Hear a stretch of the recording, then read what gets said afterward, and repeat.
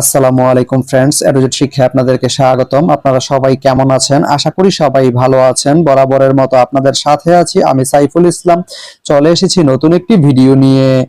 আজকে আমরা জানবো আপনি সদর রসুলপুর থেকে ব্রাহ্মণবাড়িয়া যেতে কোন কোন ট্রেন রয়েছে, সেই ট্রেনগুলো ছাড়ার নতুন সময়সূচি, বন্ধের দিন এবং গিয়ে পৌঁছতে কতক্ষণ সময় লাগবে বিস্তারিত।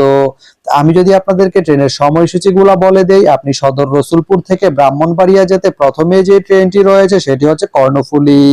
কর্ণফুলী ট্রেনটি সদর রসুলপুর থেকে ছাড়বে দুপুর 1টা 6 মিনিটে এবং এটি ব্রাহ্মণবাড়িয়া গিয়ে পৌঁছবে দুপুর 2টা 59 মিনিটে। এই ট্রেনটির কোনো অফ ডে নেই। এরপরে রয়েছে ময়মনসিংহ মেইল ট্রেনটি সদর রসুলপুর থেকে ছাড়বে রাত 9টা 22 মিনিটে এবং এটি ব্রাহ্মণবাড়িয়া গিয়ে পৌঁছবে রাত 11টায়। এই ট্রেনটির কোনো অফ ডে নেই। তো আপনি সদর রসুলপুর থেকে ব্রাহ্মণবাড়িয়া যেতে এই দুইটি ট্রেনের যে কোনো একটি ট্রেন ব্যবহার করতে পারেন। তো ভিডিওটি কেমন লাগলো অবশ্যই কমেন্ট করে জানাবেন।